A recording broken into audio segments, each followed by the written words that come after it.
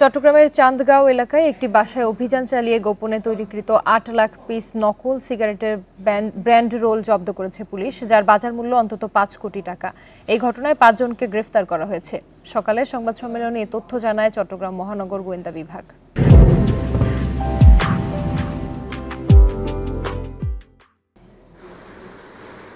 চান্দগাঁও এলাকার একটি বাড়িতে দীর্ঘদিন ধরে নকল ব্র্যান্ড রোল তৈরি করে আসছিল একটি চক্র। গোপন খবর পেয়ে বুধবার রাতে সেখানে অভিযান চালায় পুলিশ। জব্দ করে ৮ লাখ পিস নকল ব্র্যান্ড রোল।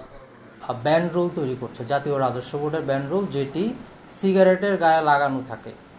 এবং তখন আমাদের টিম ৩০-এর অফিসার ফোর্স সেখানে অভিযান পরিচালনা করে, সেখান থেকে ৫ জনকে গ্রেফতার করে, আর সাথে প্রায় ৮ লক্ষ ওই ব্যান্ড রোল উদ্ধার করে সেখানে। এ সময় ছাপানোর কাজে জড়িত ৫ জনকে গ্রেপ্তার করা হয়। তারা জানান গত ১ বছর ধরে এই কাজ করছেন, আর এই কাজ যে বেআইনি তা তারা জানতেন না। বলেন কারখানার মালিককেও তারা চেনেন না। মাঝে মাঝে ২ জন ব্যক্তি এসে রোলগুলো নিয়ে যেত। কোম্পানি কল দিবে যে ২টা লোক আসবে এরকম টাইমে, তুমি আসলে দোকান থেকে বের করে দিবে। আমি দোকান থেকে বের করে দিই। এই সময় সপ্তাহে ২বার একবার ফোন দেয়, কাজ আছে কাজ করতে আসে। তো আমাকে ফোন দিলে আমি কাজ করে আসি, এগুলা ছাপা দিয়ে চলে যাই। এই ছাপাখানার পেছনে জড়িত অনেকের নাম হাতে এসেছে গোয়েন্দা পুলিশের কাছে। তবে তদন্তের স্বার্থে এখনই তা বলতে নারাজ আইনশৃঙ্খলা বাহিনী। Independent news.